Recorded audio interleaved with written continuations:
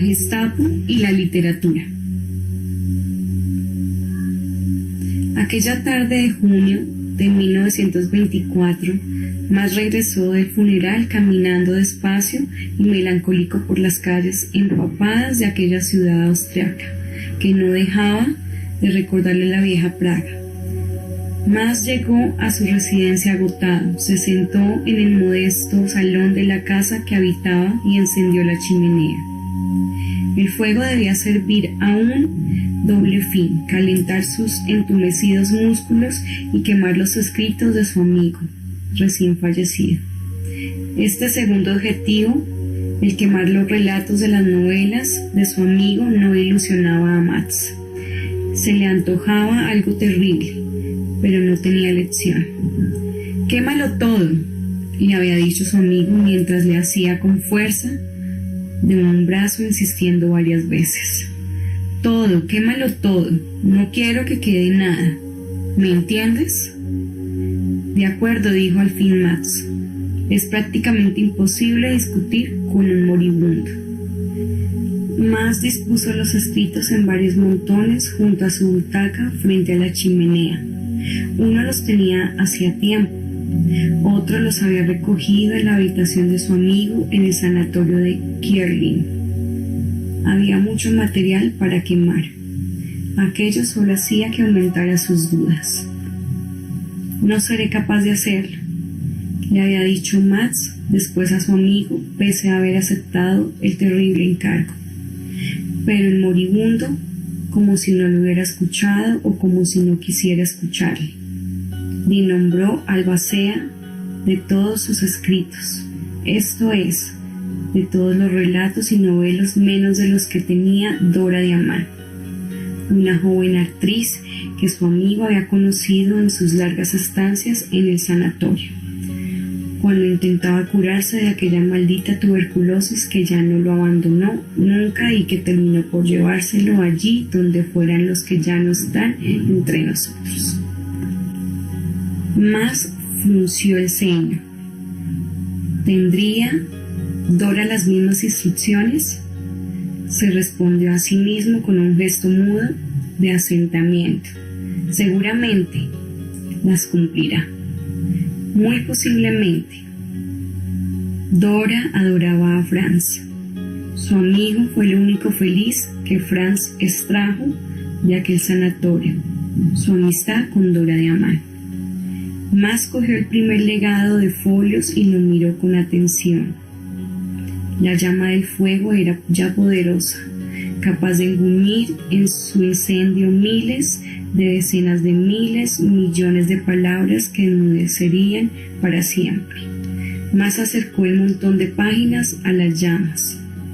Su amigo, a fin de cuentas, apenas había conseguido publicar unos pocos relatos cortos en su vida. Relatos extraños que nadie supo entender, de forma que estos habían pasado bastante desapercibidos. Por tanto, para los críticos como para los lectores, Franz les contestó un día: «Lo que he escrito fue hecho en un baño tibio. No he vivido el infierno eterno de los verdaderos escritores, a excepción de unos pocos arrebatos que puede ignorar, debido a su escasa frecuencia y a la debilidad con que se manifestaron».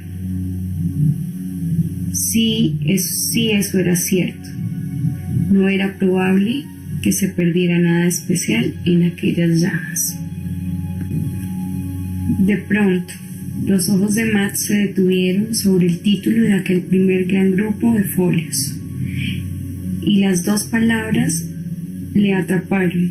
Se reclinó en la butaca y, a la luz del fuego de la chimenea y de la pequeña luz de gas que tenía encendida, empezó a leer.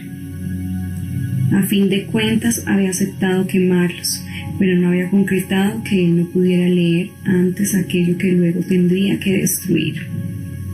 Y leer era como volver a recuperar un poco la voz inconfundible de Franz. El relato le atrapó, mas no paró de leer en varias horas. Era una novela inquietante, asfixiante, y sin embargo no podía dejar de leerla. Con las primeras luces del alba, Matt se despertó sobresaltado y de un respingo se puso de pie y se palpó la cara. Había tenido una pesadilla recordando otro de los relatos de Franz, la metamorfosis, en donde el protagonista se despierta un día convertido en un gran insecto. Allí estaba con él, más taciturno y abatido, con las ojeras propias de una noche en vela, sumido en la lectura. Volvió al salón y miró los folios desperdijados por el suelo. Se arrodilló y los ordenó de nuevo. El título del texto que había leído por la noche y que su amigo quería que quemara seguía allí. Mas no desayunó, sino que se puso a un lado del texto que había estado leyendo y que no había terminado, y tomó el siguiente montón de páginas y siguió leyendo.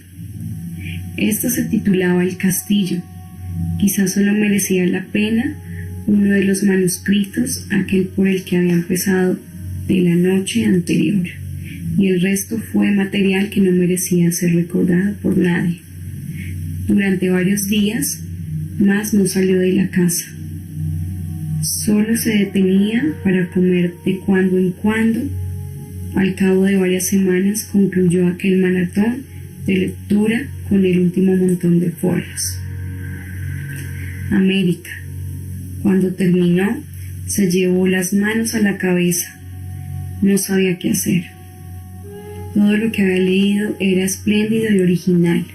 Su amigo tenía siempre una perspectiva especial sobre el mundo que lo arrojaba una visión crítica y demoledora a la vez. Nadie escribía como él, y todo eso se iba a perder. Mas Bro decidió al fin no quemar nunca los escritos de su amigo Franz Kafka, aunque con ello contraviniera su último deseo. Eran demasiado buenos, demasiado especiales, demasiado únicos. No podía perderse así sin más, y no solo los guardó, sino que decidió que se publicaran lo antes posible, y así sucesivamente. En 1925, 1926 y 1927 fueron apareciendo muchos de estos volúmenes. La historia de la literatura universal ya no era la misma. Pero, ¿qué pasó con los manuscritos que Kafka confió a Dora de Aman? Unos años después, en 1933, Dora, aquella joven que Kafka había conocido en el sanatorio de Kerlin, se escondía de la Gestapo en las entonces peligrosas calles de Berlín previo a la Segunda Guerra Mundial.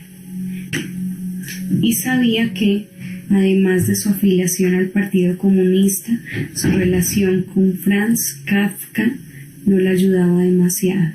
Kafka estaba mal considerado por el nuevo régimen nazi. Sus escritos eran demasiado extraños y críticos con cualquier orden establecida, y sobre todo hacían pensar demasiado, así que el Reich había decidido que Kafka no debía leerse, y sobre todo que nada más que hubiera escrito aquel rebelde de Praga debía ver la luz nunca jamás. Pero Dora no tuvo suerte. Se acababa de mudar a un nuevo piso con la esperanza de haber burlado a los agentes que la vigilaban, pero una mañana fría sintió aquellos terribles golpes en la puerta y supo que la habían encontrado. Abran rápido, rápido. A Dora no le dio tiempo de nada. Los agentes de la Gestapo interrumpieron en el piso a puntapiés, la detuvieron y no pudieron hacer nada para evitar el registro. Ella, igual que más, pese a lo que este hubiera podido suponer, tampoco había sido capaz de quemar los textos que tenía de Franz Kafka. Con más dudas que más, sin embargo, no se había atrevido a hacerlos públicos.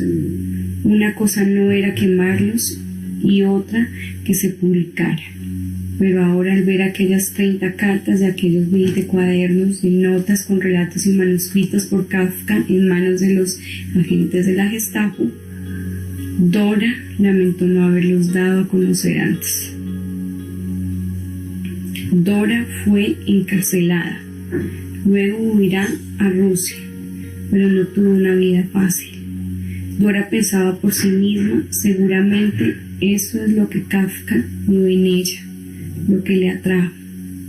La joven sufrió pronto las purgas de un Stanley al que, como los nazis, no le gustaba nada a quienes se empeñaban a pensar por sí mismos. La vida fue injusta con ella. Seguramente los meses pasados con Kafka en Kerlin fueron los mejores de su vida. Pero volvamos a Berlín, a finales de la Segunda Guerra Mundial. La Gestapo se llevó aquellos escritos que la Gestapo se llevó aquellos escritos de Kafka. ¿Y qué hizo? ¿Los ocultó en algún archivo secreto o los destruyó? Aún hoy no sabemos nada de ellos. Se siguen buscando, pero por el momento nunca se han encontrado ni se han obtenido noticias fiables sobre su paradero.